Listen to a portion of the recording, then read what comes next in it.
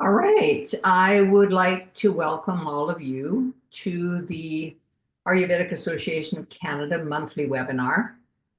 And this month, our conversation is on food and mental health.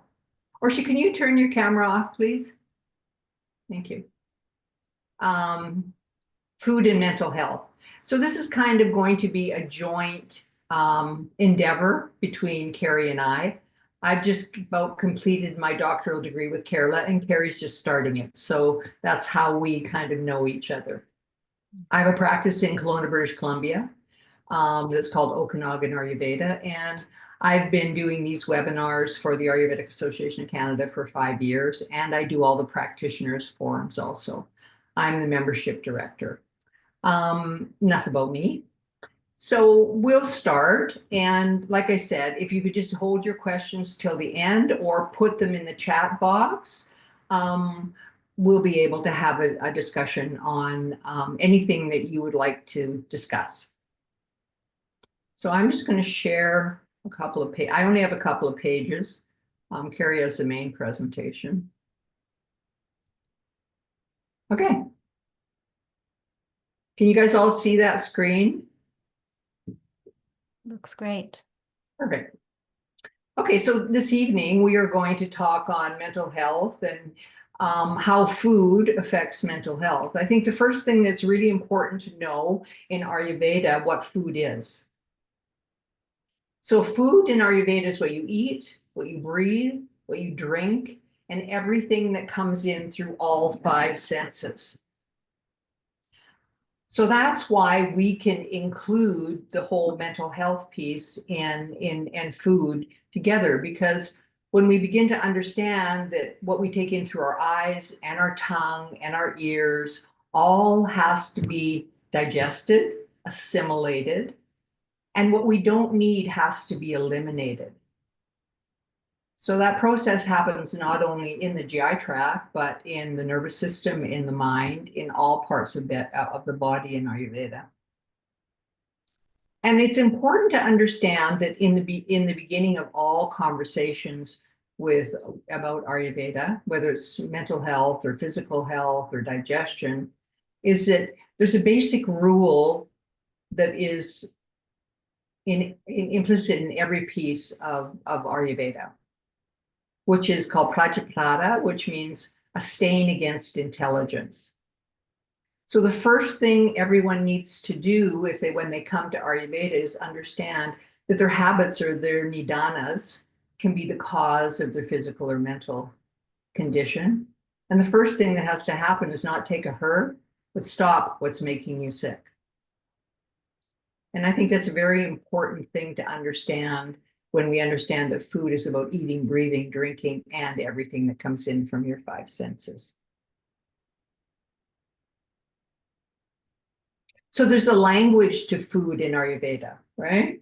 And if food is about what you eat, drink, breathe, and what comes in through all our five senses, it's a very different way of looking at the language of food than we do from a Western perspective. In a Western perspective, we're looking at carbohydrates, proteins, fats, vitamins, minerals, macronutrients, and micronutrients. In Ayurveda, we're looking at the rasa, gunya, virya, vipaka, and prabhava of foods. And Carrie's going to explain some of that to you. And as a lay person, it's not important to know all of this to start to understand how to eat appropriately for who you are. And in Ayurveda, who you are is your dosha, right? In the land of Ayurveda, we cannot make any decisions about what to eat, how to sleep, what exercise to do, what to drink, what kind of meditation we need until we know who we are. And the only way we know who we are is by having a dosha assessment. Once we understand our basic constitution, which is developed the moment we are conceived, which is called your prakriti, and you understand where your vikritis are, where the imbalances are in your mind and your body, now you have a starting point to be able to build a life plan for yourself to how to improve physical and mental health. So those are really important, right? Our parameters are very different in terms of how we address, how we address food, because food isn't what we eat in Ayurveda, it's what we digest. And if you have issues with your digestion, or, Carrie's going to talk about Ama and Agni, if you have any issues with those two pieces and you're not digesting food properly and it's not assimilating into all the tissues and the mind properly, then there's going to be some issues. Things are going to show up. And Carrie will talk about that. The mind also has a language, right? Because emotions are more than mental reactions to events in Ayurveda. Emotions take their flavor from all those types of food. So what do I mean by that? The flavor of what we eat, the sensation on our tongue, what we smell, the water that we drink, how we breathe, and everything comes in from our five senses has qualities to it. And those qualities have to integrate with who we are as a human being, who we were naturally meant to be. That's how we take ourselves back in Ayurveda to the basis of who we are. See, most of us, when we come to Ayurveda, have an imbalance, right? If you talk to most people who studied Ayurveda, they came because there was some illness going on. So that was called a Vikriti. So when we begin to understand how we can use the language of food to be able to bring ourselves back through the tastes that we have, through the qualities of the food and how we use that, then we have a great ability to heal ourselves. So what we digest is more important than what we eat. Other things that are important, even more important than what we put in our mouth, is how do we eat? Dr. J, my teacher for the last 10 years, taught me that a long time ago, right?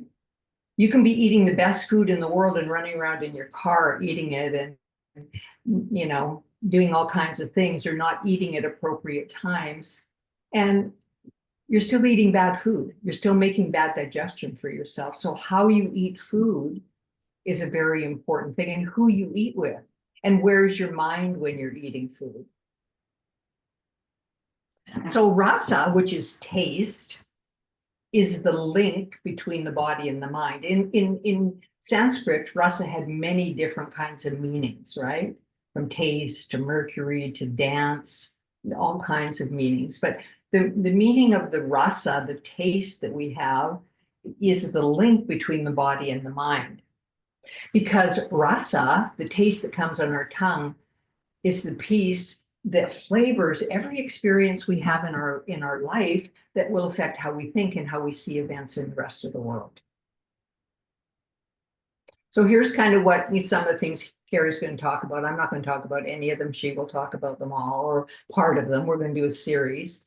But I really see this little picture down here of the guy on this, or girl on the surfboard in the turbulent waves. This is Ayurveda. This is life. Everything, every energy in the world is revolving around us, whether it's food or thoughts or the environment or whatever pieces we choose. And our journey in Ayurveda is to learn how to understand who we are and be able to ride that wave in peace with everything else around it energetically changing all the time.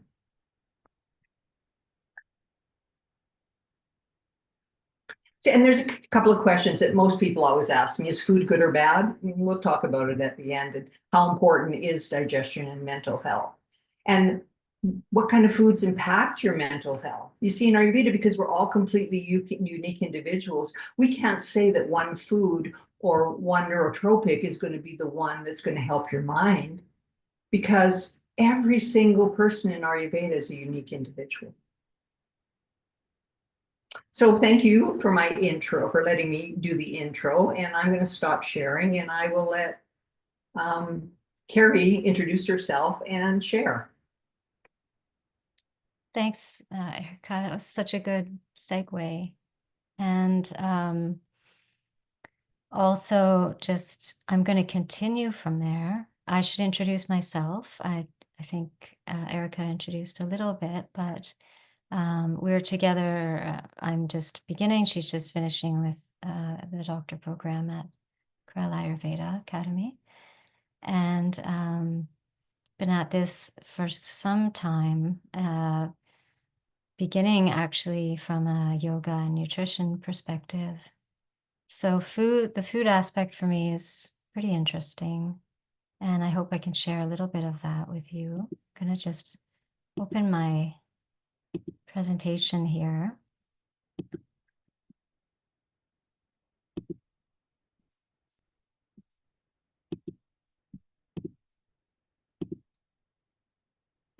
So just confirming that you can all see that, no problem. And that you can hear me and you can see the slides moving. Yeah, it's all good, Carrie. It's wonderful. Great. All right, great. So as Erica mentioned, there's so much information here. So really, we're going to do our best and go through everything I have here. Some things you're going to see, I'm going to just go and move quickly through because we just really can't get to everything.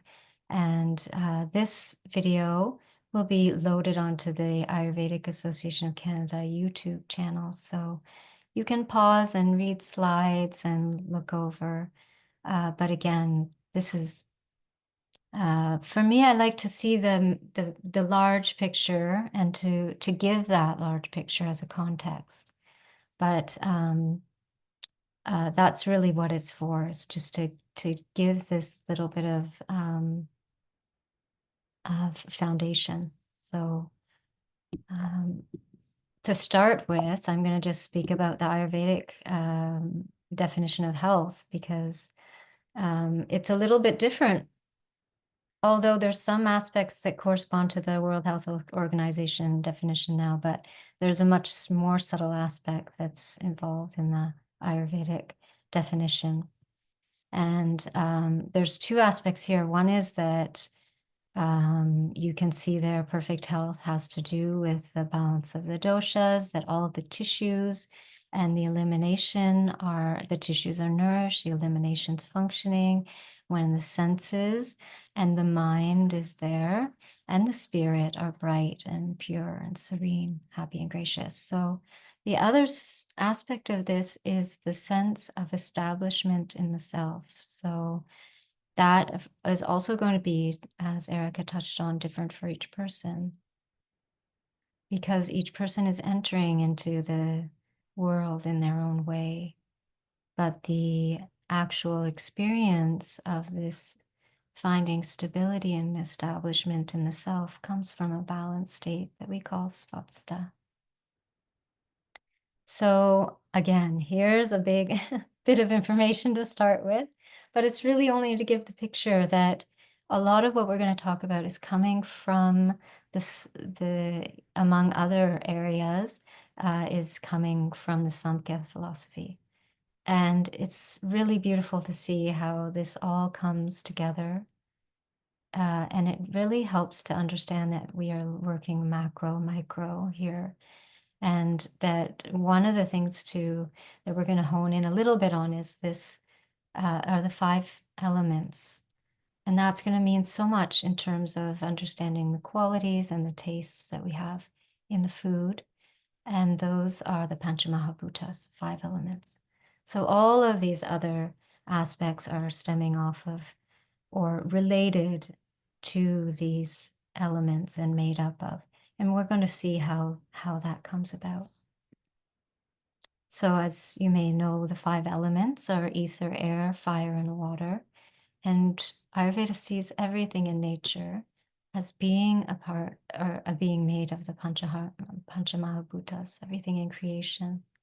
And actually, even you may know about Vata Pitta Kapha, and that is these 3 functional units of the Panchamahabhutas.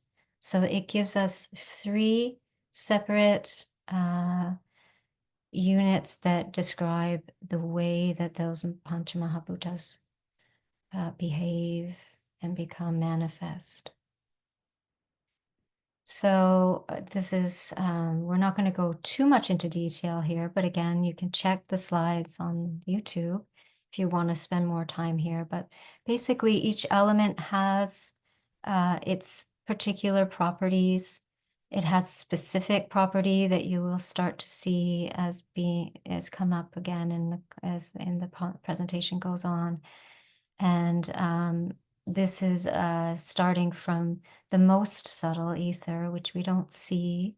We understand, but we don't see it in earth, which is the most base, the most material, and the heaviest matter. And then these key features are good to note as well, so that there's the ether is this ever-present, unbreakable, untouchable. Vayu, air, is movement. Tejas, fire, is heat. Water, ap, is this fluidity, liquid. And earth is quality of rough. So each of these properties form functions in our body. So this, you can just have a quick look at the qualities that these each provide, and that has a big impact on our functioning. And as Erica touched on, we see, we touch, we feel, we hear, and these are inputs as well. And each of these senses are associated with also with one of the Panchamahabhutas. So as we come to these three functional units of Vata, Pitta, Kapha, we see, as we touched on, that each dosha has some principles in the body.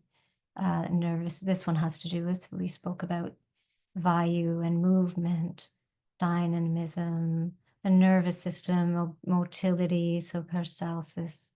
And the vata and the mind are very connected, and we speak about them quite a lot together because of the qualities, similar qualities, which we'll get to.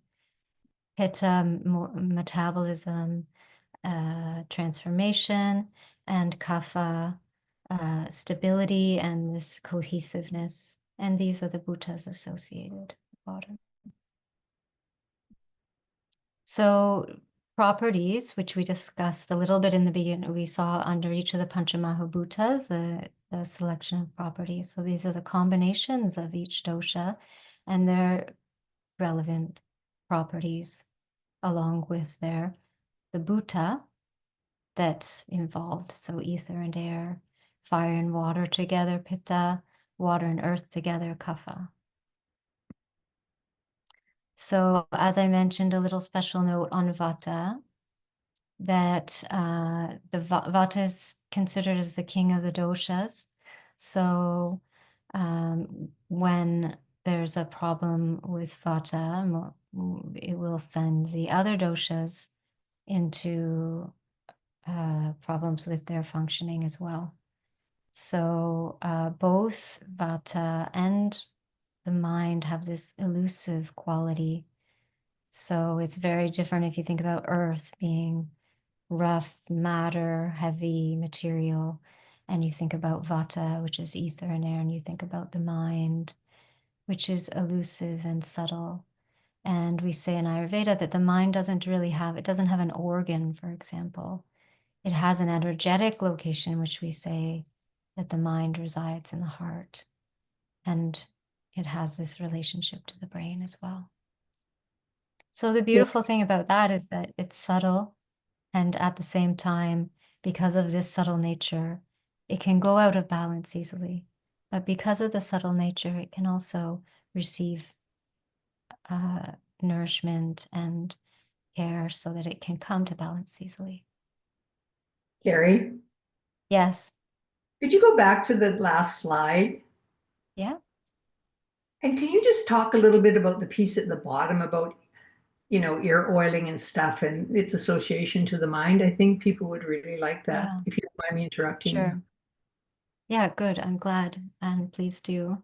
So As we were looking at a couple of slides back, the Panchamahabhutas and the relationship to our senses, so touch and sound and sight. So when we're speaking about the mind and vata, and we're speaking about the subtle influences, we do things in our daily routines in Ayurveda that protect these senses from everything that the external influences and as well as the tendency toward dryness and towards this rough quality, and it has the grounding as well. So ear oiling is putting some oil in the ears, and oil is considered best for vata. For pitta is ghee, and for kapha is honey, but we're not going to put honey in our ears. But for this purpose, we're speaking about oil application, just a little bit in each ear. And in the nose, we have nasya. Nasya has a direct relationship to the brain because it's an area that we use therapeutically because it crosses the blood-brain barrier. And so we can really directly have a therapeutic effect on the mind through the nose. But in a daily use, it's just as a protective mechanism, among other things. But in this, what we're speaking about, this this protection aspect. So oil pulling, you've probably heard of. So oil, that's the oral cavity. Oil massage, the sense of touch. So vata in the sense of, is related to the sense of touch and receives a lot of grounding and nourishment from oiling. So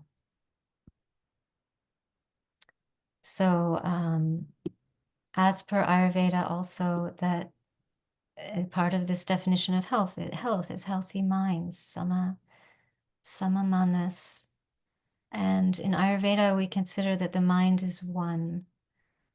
And so, as Erica spoke about, is what are we doing when we're eating? So if the mind is one and concentrates on singularity, then what does it mean when we multitask or watch TV or drive while we eat or have an upsetting conversation or anger around us when we're eating? So in Ayurveda, we consider that the mind is one. You hear this concept of single-mindedness in Buddhism. And we also consider that the mind in its true nature is sattva. And we're going to talk about sattva a little bit. So sattva, rajas, tamas, if you're in the yoga area, you've probably heard about this. And so often it's spoken of as, you have a sattvic, tamas, or rajas, but in reality, we have this one mind, this situated in the self, and this mind is in its nature sattva. So sattva has this elusive quality as well, but in its nature, it is balance, it is harmony and calm and peace. And then we have sometimes to go rajasic, sometimes tamasic, and we come back to sattvic. And we have practices to do that. We can talk about some of the food, and then there's also Ayurvedic practices and yoga practices and multiple, which we'll come to as well. And also not to dispute rajas and tamas, because, for example, if you are very rajasic and you have to go to sleep, I think you can probably guess how that might go. So tamas is necessary. This heavy and sleepy and dense quality is really important if we're going to have a good, deep sleep.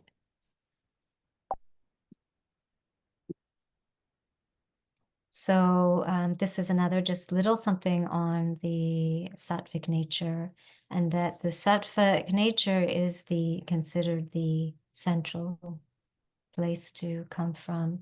And then there'll be variations, but with the understanding that we go out and we come in. So our life as ebb and flow, or like that surfboard. There's things happening around us, and then we flow, and sometimes like this and that, and it's okay. This is normal and natural, and then we find ways to come back in balance. So yeah, we need to respond to our life. And as we practice more and more, and we bring in some of these protective and balancing practices of Ayurveda, then we can start to build a foundation and have a base, so that that center being more situated in the mind becomes a stability and a foundation for us. And because the mind is subtle and elusive, you see how returning to this question of a stability of mind and how it's related to bringing in these words of grounding, and you'll see as we move forward the relevance of that. So the mind is one again, and we experience stresses from different sources. We can experience stress, which can hinder digestion, can aggravate the doshas, and we can also have hindered digestion, aggravated doshas, which then also aggravates the mind. So we have this bidirectional effect of the mind, which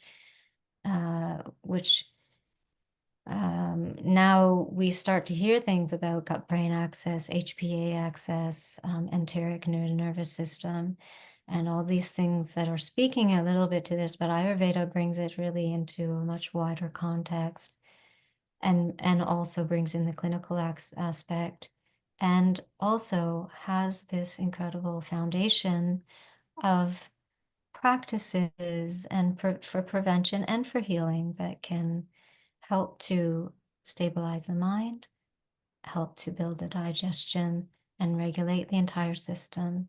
So that then really we want to be thinking about the overall system and the flow of the system. So that's where we come to the dhatus. The dhatus are the tissues of the body. So when we're speaking about nutrition in terms of in rasa, in terms of food, in terms of what we eat, and the rasas, which we'll get to, can apply to not just the food, but when we're talking about just now the food and having it be digestible, as Erica touched on. Now we have to think about this flow of nutrition through our bodies. So to have that happen, we need to have the doshas functioning in their proper place. We need to have the channels of circulation clear. So that's, Erica mentioned ama, which means undigested material. And that undigested material can become lodged in weak spots in our body, and it can cause stagnation, inflammation, and so on. So we want this flow to be happening through the body. And when we have the flow of nutrition, it goes through the layers of the tissues, so that in the final tissue layer, we have this essence of the nutrition, which is we're moving, just like we moved from ether to earth, we're moving from rasa to shukla, which is reproductive tissues. So we're going from the more base, if you think about taking the food in, to this subtle quality and essence of your rasa, essence of nutrition. So from there is what we have this vital essence, which we call ojas. And ojas is very important for the mental health. It's our vitality, our strength, our stability, the ability to have this stabilized and situated mind. It has to do with immunity. So having the digestive function, the agni, the digestive fire working properly, and having this flow through the system, and then having the ojas is going to be, as you will see, important for our mental health. So agni, again, is the digestive fire, and we want that agni to stay healthy and fed. And Ayurveda has, multiple ways of approaching this and clinically. And today we're just really speaking very generally, so that we can speak overall, but of course, the clinical considerations are more. So this we spoke about already, and that we need to have, again, it's said in Ayurveda, and you've probably heard this, that we're not what we eat, we're what we digest, as Erica mentioned as well, as that we need to have the Agni, and then we have 13 Agnis in the body. So we need to have the main Agni, which is the digestive fire in the stomach. We want that to be functioning really well so that all through the body, we can be digesting our inputs. So the strength, health, longevity, and vital breath are dependent upon the power of digestion, including metabolism. When supplied with fuel in the form of food and drinks, this power of digestion is sustained. It dwindles when deprived of it. So in Ayurveda, as Erica pointed out too, that we have many inputs, and we have the 3 pillars of life in Ayurveda, which is inputs, sleep, and energy management. And the 4 primary inputs, or ahara, is food, water, breath, and perceptions. So again, we have multiple ways, and this is just such a brief touching on them. Ayurveda is what's been called an ocean by our teacher, Dr. J. And truly, we could even spend another, who knows how long, on that. So why do we want to do this? For mental health, because when we have mental health and we have the health of the swasta, as the definition spoke of, then we're able to accomplish our life goals. And kama, artha, dharma, moksha are what we consider the 4 goals of life. So just to break down the qualities, we have vata, which is the ether and air we touched on earlier, principle movement, pitta, fire and water, metabolism, digestion, kapha, water and earth, stability, binding cells.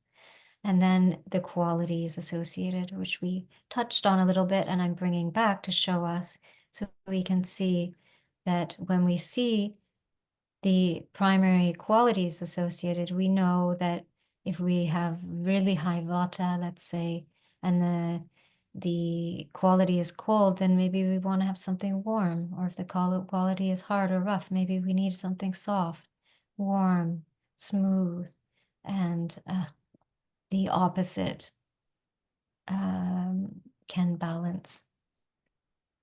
So these are the opposites that we work on. There are 20 qualities in total and 10 opposites. And we'll look at it more as we go on practically.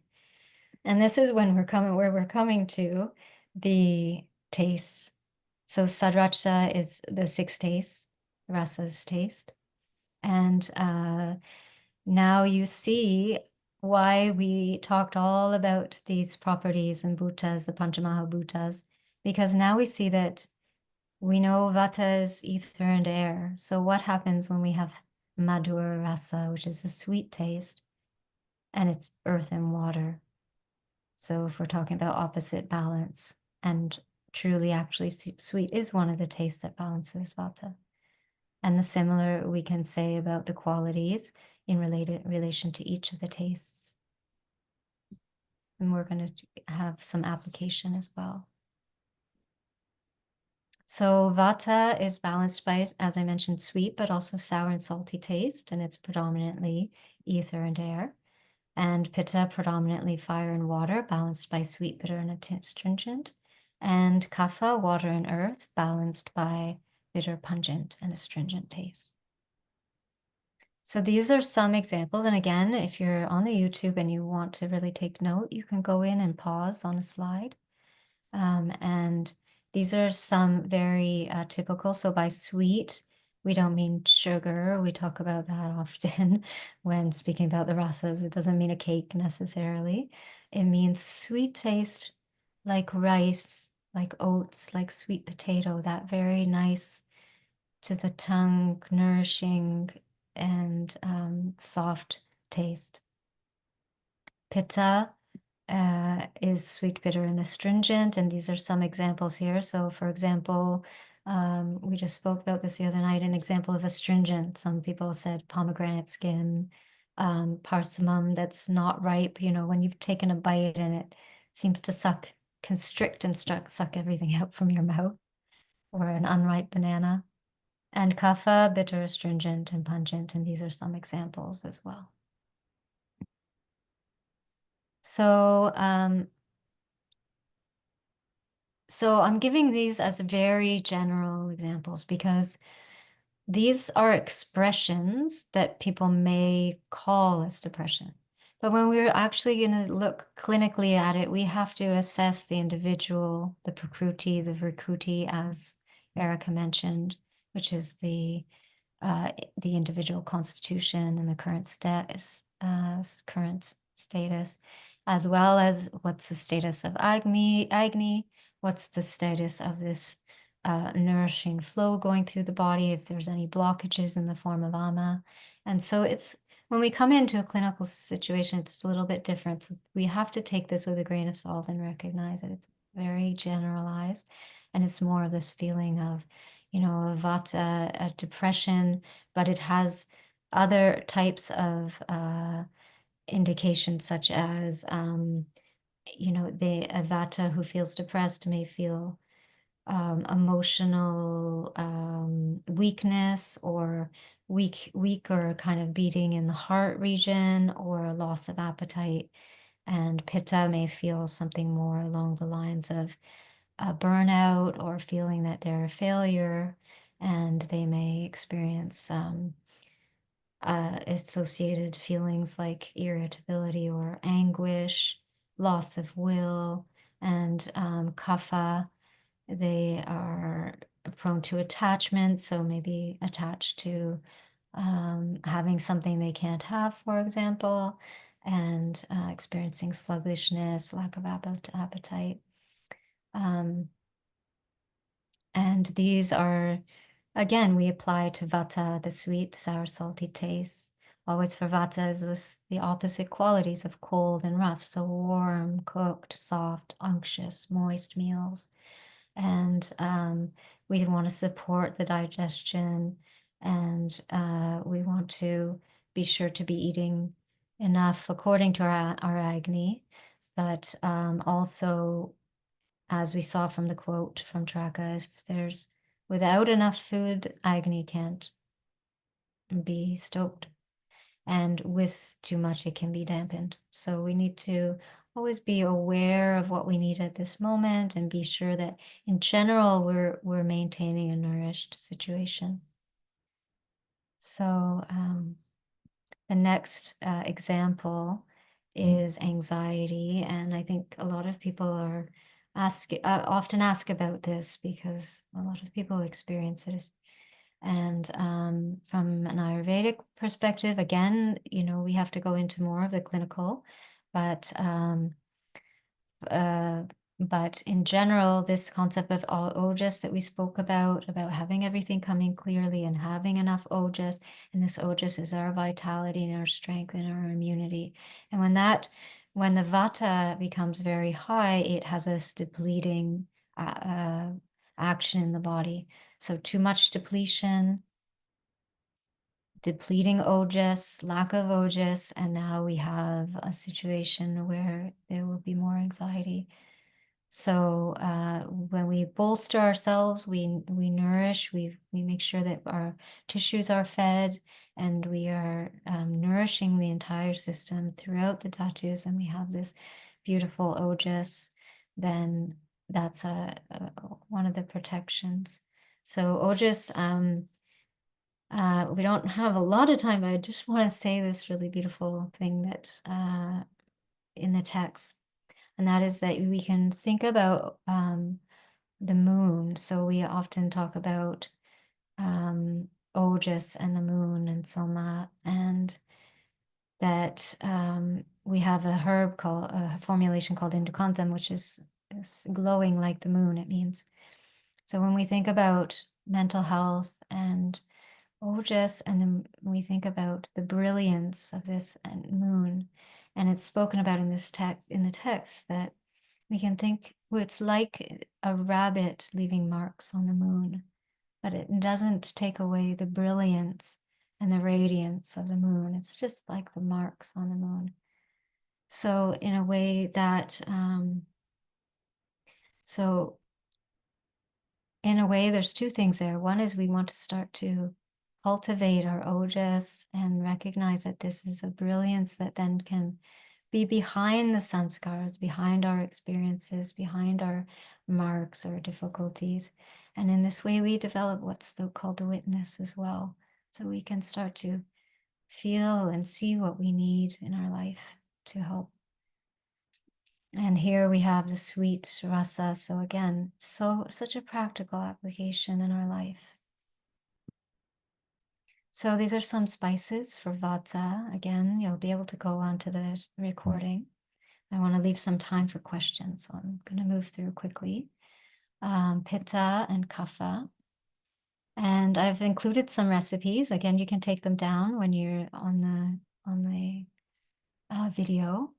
And again, we want to help Agni. We want to keep the channels clear. We want to support nutrition to all the tissues, and we want to support ojas. And in that way, we support the mind to be able to have stability and clarity and to be restful and peaceful. And that our true nature and the true nature of the mind is sattvic. So we just come back. We just gently bring ourselves back to there. So this is a beautiful spice from my beautiful cooking mentor who I love and who has really mentored me in this South Indian cooking, but from these principles. A vata spice mix that you can make, pitta, kapha. I usually suggest, sometimes you find spice mixes that are just mixed together. I suggest roasting them before grinding them because one, you're able to just add them to your foods. Two is that when you cook and you roast, you do two things. One is you're introducing heat. So if you introduce heat, you're introducing fire. So you're already helping Agni. And they're warming in the case of Vata, but it also helps to make them lighter and more digestible and more bioavailable to the body as well in terms of nutrition. So I do recommend the roasting first, and then you have it on hand and you can add it easily. Rasam is an example. Here I put example of food as medicine because we spoke about kapha and in kapha depression, for example, where there's this feeling of heaviness. Kapha is earth and water, and it has the earth and water are the two heaviest panchamahabhutas. So often it needs something that's a little more activating. And also, if there is ama or if the agni is hindered in any way, and that can be from vata, which is affected pitta kapha. It can be from something external. So again, that's becoming more clinical. But to stoke the agni, the rasam is really wonderful. And I really like including this always is how it was found that within 24 hours, there was a change in the microbiome from one, you could call dose, I guess, but one introduction of what they call curry spices. Takra, another example of food as medicine. Any food as medicine, we are working on our mental health. So again, we can go into this topic of mental health really deeply, but here we have to stay a little over. I want to give some time for a little over the top because we'll leave some time for questions. Takra, if you don't know, is a wonderful digestive drink. Can be a little cooling for vata in the winter, just to be aware. And also, we might add in some different spices depending on the requirement, the individual requirement. Here is a very basic one, which has a little pinch of cumin, pinch of salt. And also, just speaking about food is that, and these elements that are, and the qualities is that oftentimes we're pairing things so that we can bring down any deleterious actions that you may not want from an ingredient. And we are also including things that may help to catalyze the absorption into specific areas of the body, specific tissues. And we're doing these pairings so that overall we can balance. Maybe the meal itself is balanced, elements of the meals, maybe the application we're using for balancing. So you see that this is very dynamic. And it's really important also to understand yourself, as Erica spoke of, and to maybe have direction on what might be suitable and helpful for you. So milk has a affinity to the mind, the spinal cord. The fluid is oily snigdha in nature, so heavy and this unctuous and oiliness. And in this case, we want to increase. So instead of opposites balance, we want like to increase like. So milk is a very good way of delivering some of these herbs that are appropriate for the individual, and also is a way to bring the unctuousness, the grounding. Milk is earth and water. It's very stabilizing and it's very heavy, so it can be very helpful. And just to note as well that although it's heavy like this, as I spoke about this way that we can balance even the ingredients, is that you think, okay, well, I have a kapha, this heavy kapha feeling, so I shouldn't have milk because it's heavy. But again, milk can be a very good delivering for kapha situation as well, because we tailor what we're putting into it, and it acts as this anupadana, this catalyst. And it also is that the preparation is important. So we don't have a cold milk and we put raw spices. We cook the milk, we reduce it with water and spices, we reduce it, and now it becomes something very different. It's no longer milk, spices, and water. It's now something that's a medicine for our system. It's its own thing. So Kushmanda I had to bring in quickly because Kushmanda is food is medicine. It has an affinity to the mind. It's mentioned in the text specifically for as a Madhya Rasayana, which is nourishing and rebuilding for the mind. And it can be made in many ways. You can make it as a curry, which I've done many times. You can make it as a juice. It's beautiful as a jam. And a note on juices is that we don't do the big, huge pressed juices in Ayurveda. We do small doses of the fresh juice, and it's usually taken in first thing in the morning and before foods. And it's the maximum is 24 milliliters a day. So that's because the juice has not undergone any cooking. It's literally the fresh pulp of your vegetable or herb, and it's mashed, and so it's actually one of the hardest, heaviest for the digestion. So we do have to make sure we have good digestion if we're going to have these, that the Agni is strong. For the Pitta situation, hot and irritated, mind is anxious, is irritable, and taking a million things on, a nice cooling coriander, cold infuser, Danya Kahima. And it also has this special quality of its cooling, but it's not going to have the same thing effect as ice water.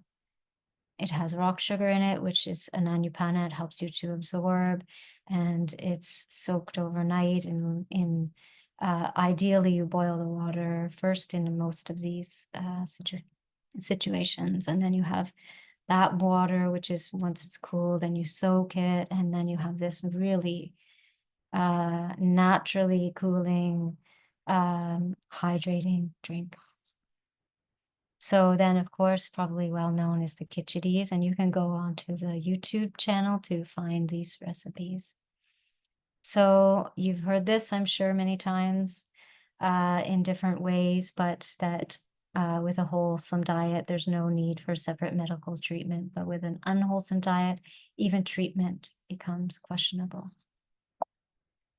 So maybe we can open up to some questions, and if maybe Erica's going to come back, and we Could you can. take down your presentation, please, Yep, Carrie? And I'll let everybody come on. sure, Okay, sure. There we are. great. Thank you. I'm just going to change the view, and there we go. Okay. So does anybody have a question for Carrie? And thank you for that wonderful presentation. It's a lot of Thank you. information. A lot of information, but I think the overriding message is that when we know, as you spoke about in the beginning, you understand your Vikruti, you understand your Prakruti and your Vikruti, where you are at the moment. And you have this whole world available to you to balance it. And Ayurveda is really, truly an art of that. And and we could speak forever about this ocean of Ayurveda. One thing I'd like to say, Carrie was talking about, the yoga aspects of, mental health. In clinical Ayurvedic practice, yoga is a sister science to Ayurveda. But it's not like going to a studio, right? Mm. We need to know what your what your prakriti is, or your, constitution and your imbalances, to make decisions about, what kind of yoga, what kind of breathing, what kind of mantra. All of those pieces become very individualized in an Ayurvedic practice, a clinical practice. It's different if it's just a general kind of practice, but when you're doing clinical work with people, especially when you're doing clinical work with mental health, meditation is not good for everyone. Yeah. And it's kind of a concept we have in the West. So, just be mindful of that.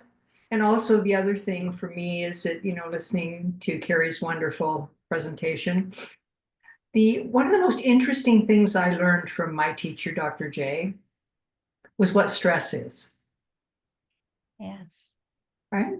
Stress is anything that is too much for your system. Okay, so that means overeating, undereating, overexercising, underexercising, all the things we do in the West that we think are all about the physical body, Mhm. even fasting, right? Intermittent fasting is not a real favorite ideal of Ayurveda, to be honest with you.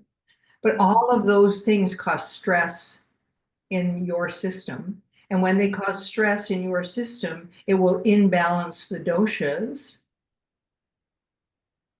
So there's always kind of this moderation. But if you think of everything that you do about overindulging or underindulging, thinking, I'm going to lose some weight or gain some weight or get some muscle or whatever we think in the West, is definitely not true in Ayurveda.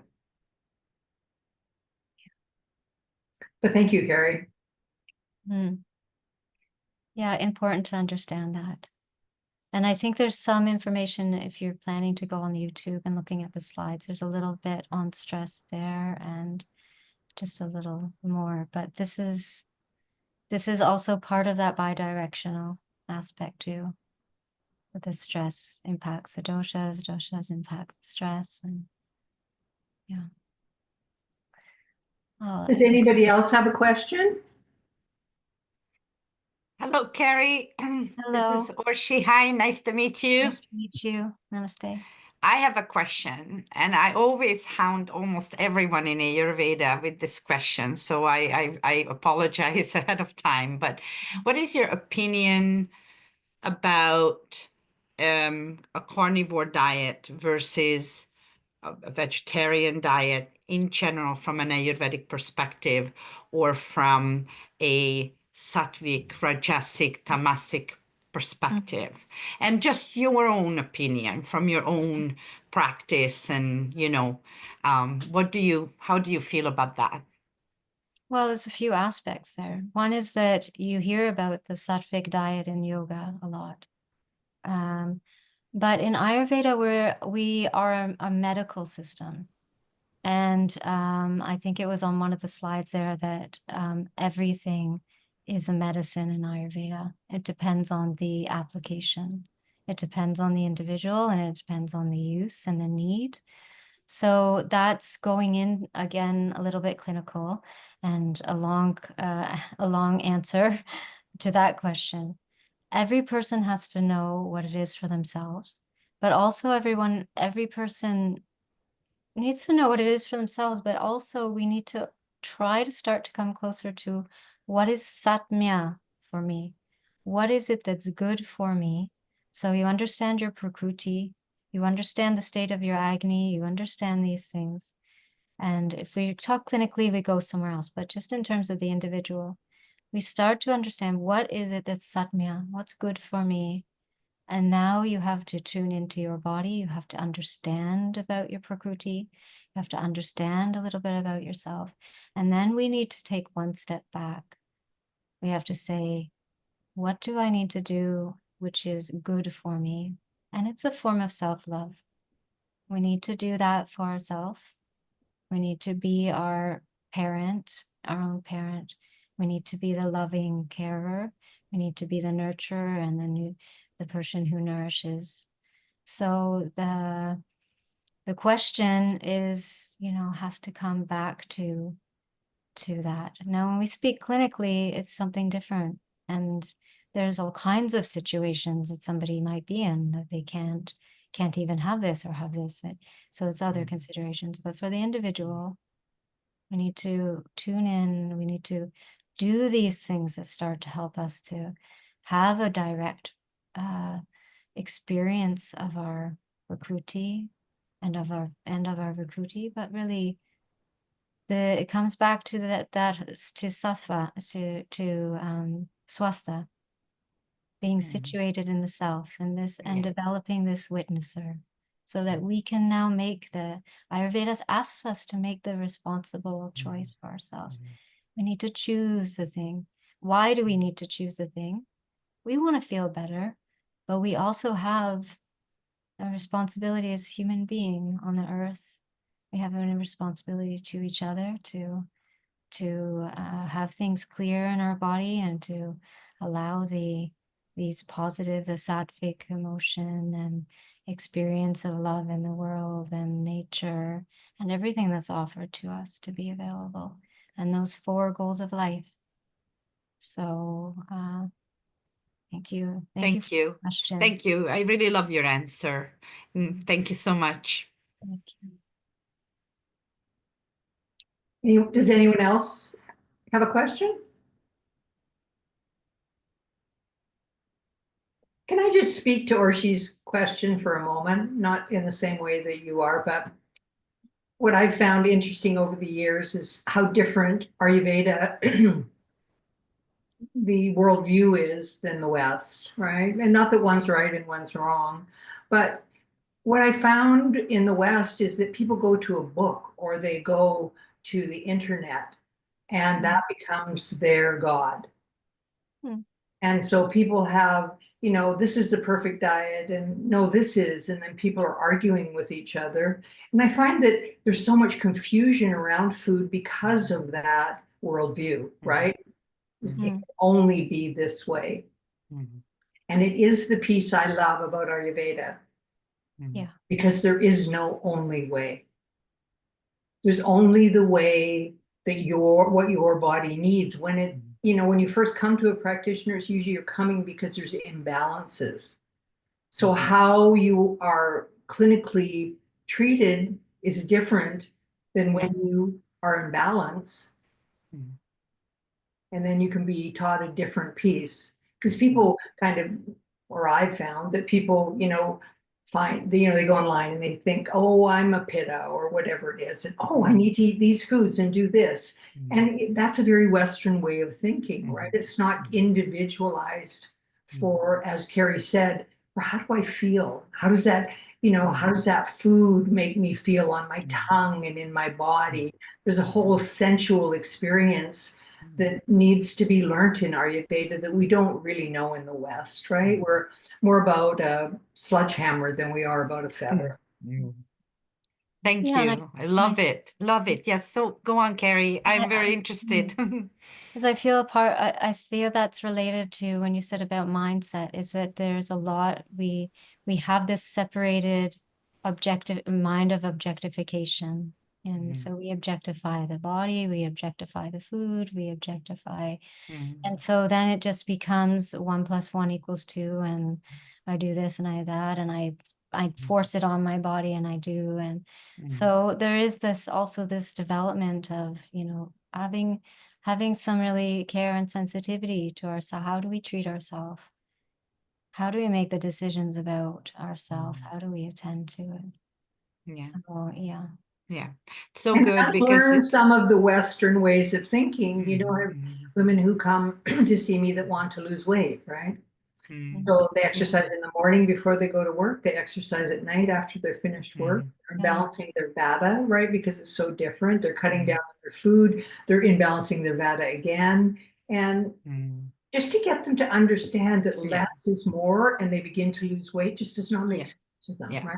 Yeah, both of you are validating what I'm looking for, and I'm a boundary pusher, and I'm an Ayurveda health counselor myself, and I'm an energy healer, and I see a lot of this contemplation in my practice, and I really love both of your answers. And from my perspective, it looks like what you're saying is that people are thinking very three-dimensional about some of these topics rather than knowing themselves through their own default system and really knowing what's good for me on a more multidimensional level. So yes, these are really the answers where in my hope, that's what I was hoping for, that I will receive. And thank you very much.